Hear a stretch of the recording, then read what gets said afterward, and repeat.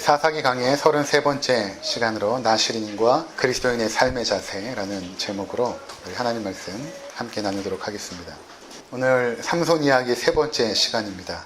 우리가 지난 시간에 살펴본 이야기를 잠깐 정리를 하면 삼손 이야기의 첫 시간에서 이스라엘 백성들이 다시 여호와의 목전에 악을 범하는 그 죄악의 그 구렁텅이에서 헤어나지 못하는 그런 모습을 우리가 함께 살펴보았습니다. 그것은 바로 우리 인류의 모습을 보여준다라고 말씀을 드렸죠. 그 죄악의 저주 가운데서 헤어나지 못하는 것입니다. 우리가 아무리 어떠한 노력과 지혜와 힘을 다하여도 또다시 하나님 앞에서 죄를 범하는 그 세상 속에서 벗어날 수가 없다라는 것입니다. 그러면서 그 가운데 한 가족을 보여주죠. 마노아 가족인 것입니다. 그 가족에 임신하지 못함으로 아이가 없다라는 말을 3번씩이나 반복하면서 얼마만큼 소망이 없는 가족의 모습입니까? 얼마만큼 절망적인 가족의 모습인가? 그런데 그러한 절망 속에서도 그들이 그것을 절망으로 인식하지 못하는 그러한 모습을 우리가 살펴보게 되었던 것입니다. 그때 하나님의 사자가 임하죠. 그리고 너희 가족 가운데 아들을 주겠다. 즉 하나님의 구원은 하나님의 찾아오심으로 우리 가운데 시작됨을 보여주는 사건이었던 것입니다. 너희에게 아들을 주겠다. 아들은 태어날 때부터 나시린이 되민이라 이렇게 말했던 것입니다. 첫 번째 나시린의 규례가 무엇입니까? 포도나무의 소산을 먹지 않는 것입니다. 포도주뿐만 아니라 포도나무에 있는 모든 소산들, 또한 독주도 마시지 말고 그것을 명하죠. 그것은 단순히 포도주가 부정한 음식이거나 또는 취하기 때문에 그런 것이 아니라 포도주를 먹는다라는 것은 그에게 맡겨준 사명들이 다 마치고 안식할 때 주어지는 그 축복의 음료였기 때문에 이제 하나님의 사명을 삼손이 감당함에 있어서 결코 그것을 먹을 수는 없다. 그 사명이 다 끝나고 나서 그때서야 포도주를 먹고 안식할 수 있다라고 말씀을 한 것입니다. 자, 이 안식에 대한 주제는 사사기에서 굉장히 중요한 주제입니다. 안식이라는 주제. 왜냐하면 이스라엘 백성들이 애굽에서 나와서 가나안 땅으로 들어갈 때 그 가나안 땅을 약속의 땅으로 부르기도 하고 또 하나는 안식의 땅이라고 부릅니다. 근데 이스라엘 백성들이 그 안식의 땅에서 안식을 누리지 못하죠. 또 이 마노아라는 이름 자체가 참 재밌는 것은 안식이라는 의미입니다. 이 안식이라는 의미의 그 마노아 가정에 안식이 없죠. 그러니까 우리가 이 땅에서 안식을 추구하려고 할 때 결코 안식할 수 없음을 성경은 보여주고 있는 것입니다. 또다시 죄를 범하는 그 인류 가운데 안식은 없다. 하나님의 영이 찾아오고 그분께서 구원을 베풀지 않으면 안식이 없다라는 것을 우리 가운데 지금 보여주고 있는 것입니다. 오늘 우리가 특별히 살피게 될 내용은 무엇인가 하면 두 번째의 그 나시린의 금기사항인 머리를 자르지 말라라는 것입니다. 자, 이 내용에 대해서 우리가 함께 살펴보게 되겠는데 우리가 삼손의 이야기를 통해서 계속 여러분들 머리 가운데 인식해야 될 것은 무엇인가 하면 이 삼손은 이스라엘의 모습의 하나의 축소판이라는 것입니다. 뿐만 아니라 삼손은 하나님의 백성의 모습의 그런 축소판인 것입니다. 하나님의 백성을 상징하고 그것을 우리 가운데 보여주는 역할을 이 삼손이 하고 있기 때문에 그가 태어나면서 받은 그 나시린의 사명은 우리와 분리된 것이 아니라 예전에 삼손이 받은 그 사명이 아니라 동시에 우리에게도 적용이 되어지는 것입니다. 그래서 이 부분을 우리가 한번 살펴보도록 하겠습니다. 왜 나시린은 머리를 자르면 안 되는가? 머리카락을 왜 자르면 안 되는가? 고린도전서 11장에 보면 이것에 대한 힌트가 나옵니다. 바울이 여성들이 하나님 앞에서 기도하거나 또는 예언을 할 때 머리에 무엇을 써야 된다 이렇게 이제 말씀하고 있습니다. 머리 위에 무엇을 써야 된다. 고린도전서 11장 10절을 제가 읽어드리면 그러므로 여자는 천사들로 말미암아 권세 아래에 있는 표를 그 머리 위에 둘지니라. 이 머리 위에 천 같은 걸 이렇게 씀으로 말미암아 기도나 또는 예언을 할 때 내가 권세 아래에 있는 자다라는 것을 표하게 되어 있었다는 것입니다. 그러면서 15절에 만일 여자가 긴 머리가 있으면 자기에게 영광이 되나니 긴 머리는 가리는 것을 대신하여 주셨기 때문이니라. 그러니까 여성들에게 긴 머리는 머리를 가리는 대신에 머리카락이 나에게 길게 있음으로 말미암아 내 위에 권위가 있다라는 것을 상징했다는 것입니다. 머리를 자르지 않고 기른다는 것은 무엇을 계속해서 의식하는 하나의 방식인 것이죠. 그것이 바로 나는 누구의 권세 아래에 있다. 이것을 의식적으로 상기하기 위해서 여성은 머리에 무엇을 쓰던가 아니면 머리를 길러라 라고 이야기했던 것입니다. 아무래도 머리카락이 길면 계속 손이 가고 관리해야 되기 때문에 그때마다 이제 마음가짐을 새롭게 하는 것입니다. 어떤 마음가짐이냐 하면 내 위에는 권세가 있다라는 것입니다. 나실인들이 특별히 자신들이 이 서원한 기간 동안에는 머리를 자르지 않습니다. 그러면서 그들은 계속해서 의식적으로 무엇을 상기했냐면 내 위에 권위자는 하나님이시다 라는 것을 그들은 늘 생각했던 것입니다. 내 위에 권위자는 하나님이다. 그렇다면 이러한 나실인의 규례와 우리는 어떤 연관성이 있는 것입니까? 아까 말씀드린 것처럼 우리도 태어나면서부터 나실인입니다. 죽을 때까지. 그래서 여호와의 사자가 마노아의 아내에게는 이 아이는 태어나면서부터 나실인이다 라고는 이야기했지만 죽을 때까지 나실인이다 라는 말은 안 했거든요. 나중에 마노아의 아내가 그의 남편에게 이야기할 때는 이렇게 말합니다.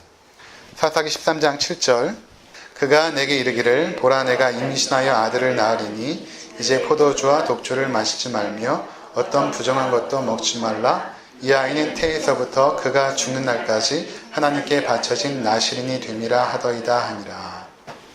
그러니까 이거는 지금 우리들에게 말씀하시는 것입니다. 우리들에게. 성경을 통하여 하나님께서 우리들에게 말씀하시는 것인데 무엇인가 하면 너희들은 태어나면서부터 죽을 때까지 나실인이다. 하나님께 바쳐진 구별된 자다라고 말씀하는 것입니다. 그렇다면 우리는 머리를 길러야 되는가? 그렇진 않습니다. 비록 머리는 기르지 않지만 그 머리를 기르는 것에 대한 그 영적인 의미는 똑같이 우리가 가지고 있어야 된다는 것입니다. 그것이 무엇입니까? 우리 위에 권위자가 있다. 우리는 권세 아래에 있는 자다라는 것입니다.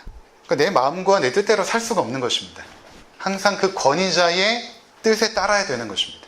그리스도인에게 있어서 모든 판단과 결정은 내가 하는 것이 아닙니다. 하나님께서 하시는 것입니다. 그분이 권위자이기 때문에 그런 것입니다.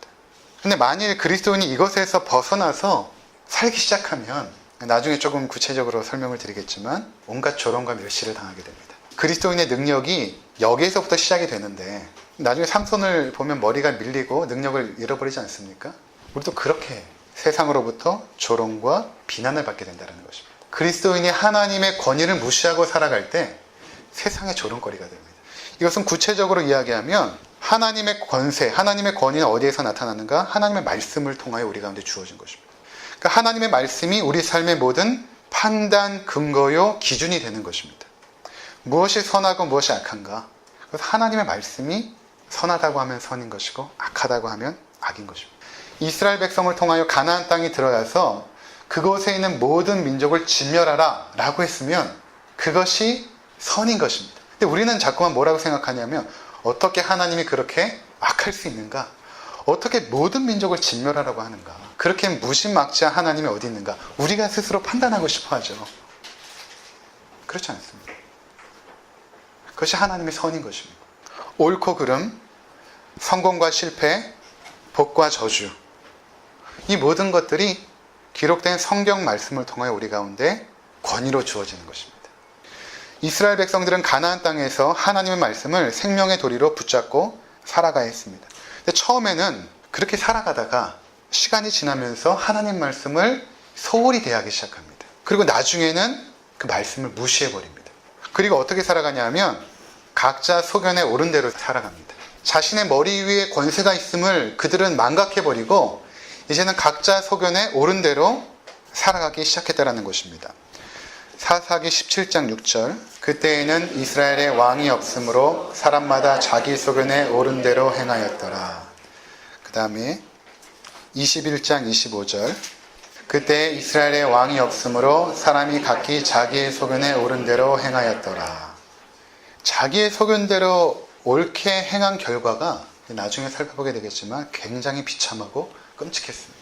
굉장히 비참하고 끔찍했습니다. 이러한 각자 소견에 오른 대로 내 머리 위에 권세를 무시하고 각자 소견에 오른 대로 행했던 삶의 모습이 삼손에게는 어떻게 나타나냐 하면 14장 1절에서 3절 함께 보겠습니다. 삼손이 딥나에 내려가서 거기서 블레셋 사람의 딸들 중에서 한 여자를 보고 올라와서 자기 부모에게 말하여 이르되 내가 딥나에서 블레셋 사람의 딸들 중에서 한 여자를 보았사오니 이제 그를 맞이하여 내 아내로 삼게 하소서 하매 그의 부모가 그에게 이르되 네 형제들의 딸들 중에나 내 백성 중에 어찌 여자가 없어서 내가 할례 받지 아니한 블레셋 사람에게 가서 아내를 맞으려 하느냐 하니 삼손이 그의 아버지에게 이르되 내가 그 여자를 좋아하오니 나를 위하여 그 여자를 데려오소서 하니라. 지금 삼손이 이방 여인인 블레셋 여인을 사랑하게 된 것입니다. 그래서 그와 결혼하려고 하는 것이죠. 그래서 아버지에게 그 여자를 여기서는 이제 부탁하는 것처럼 보이지만 원문에 보면 그 여자를 데려와라 라는 것입니다. 아버지에게. 마노아에게 삼손이 그 여자를 데려와서 내 앞에 세워라. 내가 그 여자랑 결혼해야겠다. 라는 표현이거든요. 그러니까 아버지가 왜 이방 여인을 네가 사랑하느냐. 그러니까 삼손이 뭐라고 말하냐면 3절에 이렇게 말합니다. 내가 그 여자를 좋아하오니. 이게 원문에 보면 이렇게 되어 있습니다. 그 여자가 내 눈에 좋사오니. 그 여자가 내 눈에 좋사오니. 즉 각자 소견에 옳은 대로 행하는 방식이 삼손에게 어떻게 드러났냐면 하나님의 말씀을 무시해버리고 내가 보기에 좋은 여자를 그냥 택해버리는 것입니다. 그 여자가 내 눈에 보기 좋습니다. 사실 누구의 권위 아래 있는가 하는 것은 중요한 선택의 순간에 드러나게 됩니다. 평소에는 잘 모릅니다. 근데 결혼만큼 중요한 선택의 순간이 없잖아요. 근데 삼손이 자기 소견에 옳은 대로 선택을 합니다.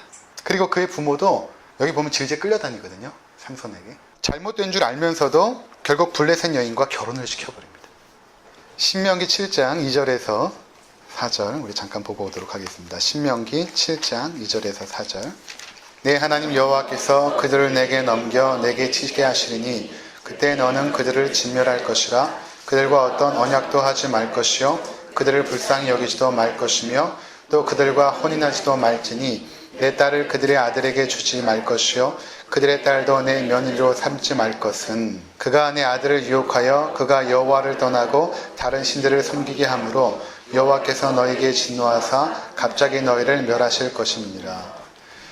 이미 가나안 땅에 들어가기 전에 하나님께서 신신당부한 것입니다. 그 땅에 들어가서 그들의 여인과 결혼하지 말라. 결혼한다라는 것은 어떤 의미가 있냐면 그들의 삶의 가치와 삶의 양식을 내가 받아들인다라는 의미입니다. 그래서 삼손이 지금 이러한 결정을 하고 나서 또 그의 부모도 결국에는 결혼을 시키거든요. 그럼 정말 행복하게 살았는가? 그렇지 않습니다. 나중에 14장 이야기를 보시면 삼손의 아내가 결국 자기 친구의 아내가 되어집니다. 얼마나 이런 막장 드라마가 다 있습니까? 그러니까 우리가 하나님의 그 권위를 무시하고 내 소견에 옳은 대로 판단하고 결정할 때 그것도 그렇게 행동할 때에 나에게 좋게 보였기 때문에 좋은 결과가 맺혀지는 것이 아니라 오히려 비참해집니다. 하나님의 백성들은 그렇습니다.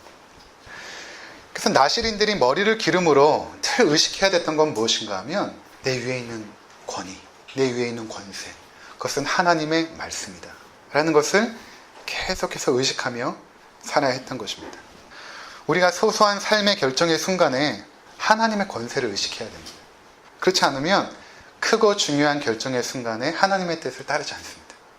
하나님의 뜻이 너무나 선명하게 밝혀져도 그 뜻을 따르지 않습니다. 작은 일에 충성한 사람들에게 하나님께서 큰 일을 맡겨주시는 것처럼 삶의 소소하고 작은 일상의 삶에서 하나님의 권위를 인정하고 그의 말씀에 순종한 사람들이 아주 중요하고 큰 일 앞에서 그의 뜻에 순종하는 것입니다. 전혀 하나님의 뜻과 상관없이 살다가 어느 순간 이제 중요한 결정의 순간이 되어서 사람들에게 물어봅니다. 믿음의 사람들에게도 물어보고 목사에게도 물어보겠죠. 이렇게 하는 것이 하나님의 뜻입니까? 근데 하나님의 뜻에 대해서 성경을 근거로 일러줘도 따르지 않습니다. 하나님의 뜻을 따르는 사람들은 일상의 삶의 영역에서 그 작은 부분에서 순종했던 사람들, 그들이 큰 결정의 순간에도 그 뜻을 따르는 것이죠. 그렇지 않고 어느 순간 와가지고 내가 주의 뜻을 이루겠습니다 라고 하는 사람들은 결코 그 길로 가지 못합니다. 이 두 번째, 머리를 자르지 말라는 것의 의미는 우리의 생명의 주권이 하나님께 있다는 고백입니다. 이 머리카락은 생명을 상징하거든요. 머리카락이 이제 자라나지 않습니까? 생명이 있다는 증거죠. 머리카락이 자란다는 것은. 근데 이것은 하나님께서 우리의 생명을 주관하신다는 의미로 머리카락을 자르지 않는 것입니다. 마태복음 10장 29절에서 30절에 보면 하나님의 주권을 예수님께서 설명하면서 이런 말씀을 하십니다. 참새 2마리가 한 아사리온에 팔리지 않느냐? 그러나 너희 아버지께서 허락하지 아니하시면 그 하나도 땅에 떨어지지 아니하리라. 너희에게는 머리털까지 다 세신 바 되었나니 두려워하지 말라. 너희는 많은 참새보다 귀하니라. 그러니까 참새 한 마리가 땅에 떨어지는 것도 우리의 머리카락 하나 빠지는 것도 하나님의 주권과 그분의 통치 안에서 이루어진다는 것입니다. 그러니까 머리를 자르지 않는다는 것은 그분의 통치 아래에서 우리의 생명이 하나님께 있다는 것을 고백하는 것입니다. 내 생명의 주권자는 하나님이십니다 라는 것을 고백하는 것입니다. 바울은 로마서 12장에서 구원받은 백성들이 어떻게 살아야 되는가에 대해서 아주 함축적으로 요약하여서 1절부터 설명을 합니다. 그 내용을 잠깐 우리 보도록 하겠습니다. 그러므로 형제들아, 내가 하나님의 모든 자비하심으로 너희를 권하노니 너희 몸을 하나님이 기뻐하시는 거룩한 산 제물로 드리라. 이는 너희가 드릴 영적 예배니라. 너희는 이 세대를 본받지 말고 오직 마음을 새롭게 함으로 변화를 받아 하나님의 선하시고 기뻐하시고 온전하신 뜻이 무엇인지 분별하도록 하라. 그러니까 하나님의 백성들은, 구원받은 백성들은 어떻게 살아야 되는가? 너희의 몸 자체가 하나님께 드려지는 제물이라는 것입니다. 제물은 보통 죽여서 태워드리는데 그것이 하나님 앞에 드려지는 예배였는데, 그것이 아니라 너희가 하나님 앞에 드려질 진정한 영적 예배는 무엇인가 하면 너희의 살아있는 몸으로 살아가는 삶의 전부, 우리가 코끝에 호흡이 멈추는 그날까지 이 땅에서 살아가는 삶의 모든 소소한 일상들이 하나님께 드려지는 예배로서의 삶이라는 것입니다. 그러니까 우리가 주일날 이렇게 모여서 예배를 드리지만 이것도 예배죠. 아주 중요한 예배입니다. 그런데 우리가 이제 월요일부터 시작되는 주중에서 살아가는 우리의 삶의 모습도 또한 예배라는 것입니다. 이것이 분리된 것이 아닙니다. 현재 내가 하고 있는 그 일이 예배입니다. 자, 이것이 이제 하나님 앞에 우리의 생명을 드리고 머리를 자르지 않는다라는 그 의미거든요. 우리 삶의 모든 것들, 우리가 이 땅에 살아가는 생명을 가지고 살아가는 삶의 모든 것이 하나님 앞에 예배라는 이 고백이 굉장히 중요한 것입니다. 학생이라면 지금 내가 공부하는 것이 하나님 앞에 드려진 영적 예배가 되는 것이죠. 직장에서 내가 일을 하는 그 모든 것들이 하나님 앞에 예배입니다. 주부가 가정에서 살림하는 것이 예배입니다. 세상에서의 일과 하나님 앞에 드려지는 예배가 분리된 것이 아닙니다. 그래서 종교개혁 이후에 그리스도인들이 발견한 것이 무엇인가 하면 그들은 처음에 이렇게 생각한 거예요. 주일날 예배당에 가서 성찬도 하고 미사도 드리고 또 하나님 말씀을 들으면 이게 예배이고, 그리고 세상에 나가서는 우리가 세상의 일을 하는 것이고, 이렇게 생각을 했던 것입니다.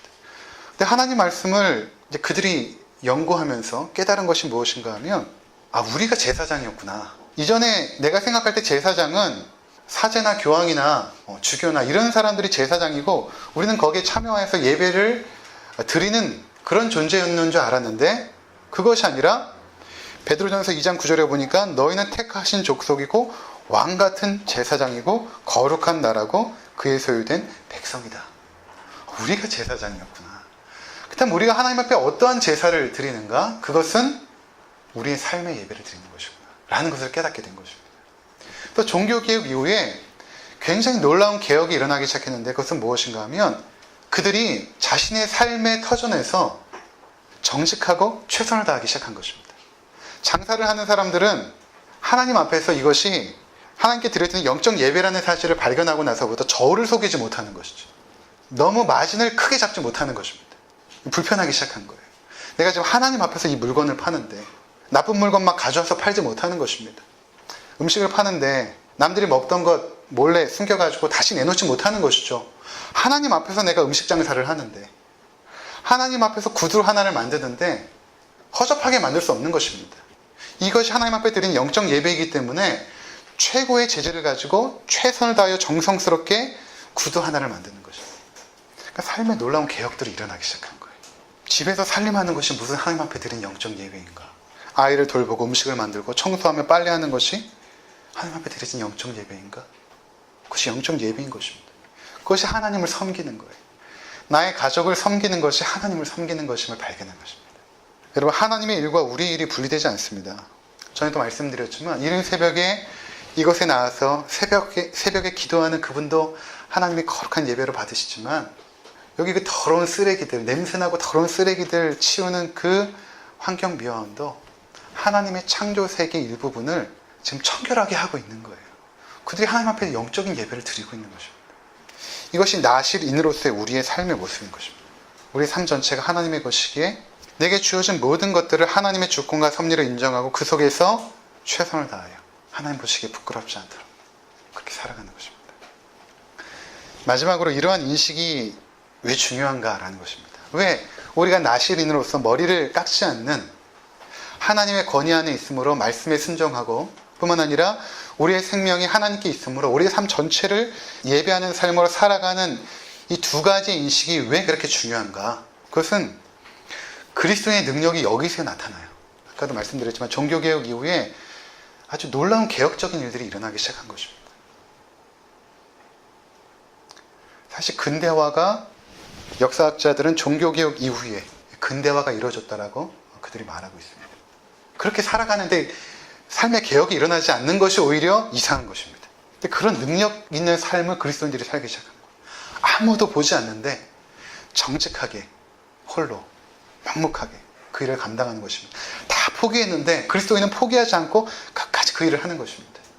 그러니까 삼손에게 있어서 그의 능력이 언제 사라졌습니까? 머리카락이 잘리는 순간부터. 머리카락에 무슨 능력이 있었다는 것을 말하는 것이 아닙니다. 삼손은 그러한 나실인으로서의 그 사명과 삶의 자세를 소홀히 생각하고 망각해버린 것입니다. 그러니까 하나님의 백성들의 삶의 능력, 그것은 이 두 가지 이 삶의 자세에서 나온다는 것입니다. 이 세상에 시대적인 조류가 있거든요. 로마서 12장 2절에 보면 너희는 이 세대를 본받지 말고 그랬는데 이 세대에 흐르는 거대한 조류 중에 하나가 뭐냐면 그것은 인권이라는 이름으로 들어온, 여러분 잘 이해하셔야 되는데, 양성평등 주장입니다. 이게 하나의 시대의 지금 조류예요. 근데 이게 왜 위험한가 하면 이전에는 우리 어머니들이 가정을 섬기고 아이를 돌보고 남편을 위하여 따뜻한 밥 짓고 명절에 비록 힘들죠. 명절에 음식 준비하는 거 힘들죠. 남편들이 도와야 되죠. 하지만 그것을 기쁨으로 섬김으로 감당했습니다. 근데 최근의 흐름을 보면 어떠냐면 그렇게 하는 것이 마치 피해를 입은 여성의 모습인 양 조장되어지고 있는 것입니다.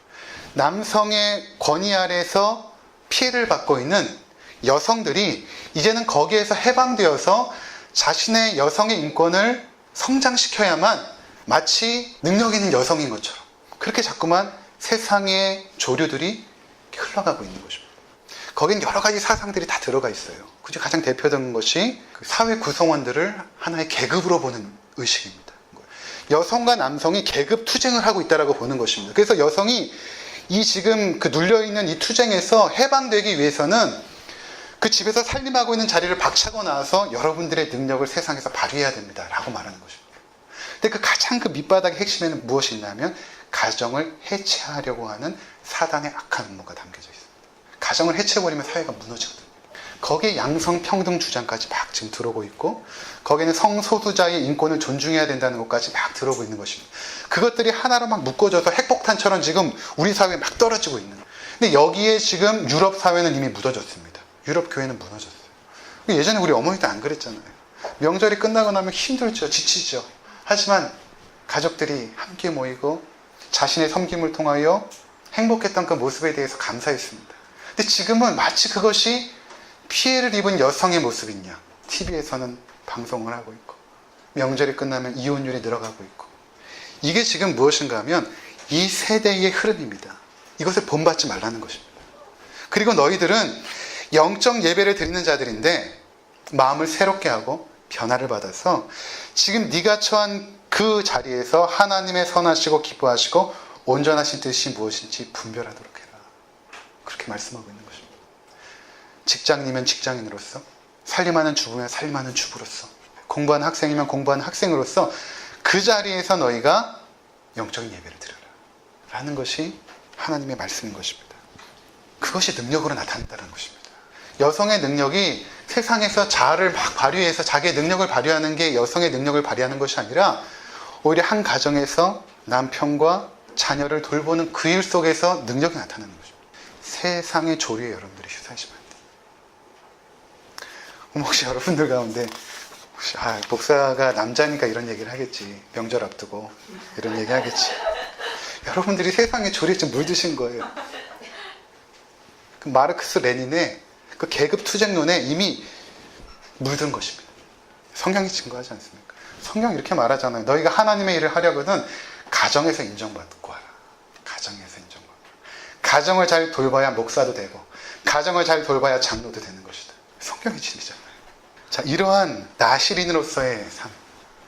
여러분들이 꼭 인식을 하시고 내 위에 하나님의 권세가 있음을, 그리고 내 생명이 하나님께 있음을 믿음으로 고백하시면서 이 땅 가운데서 하나님 나라를 아름답게 일궈나가시는 우리 모든 성도님들 되시기를 주의 이름으로 부탁을 드립니다.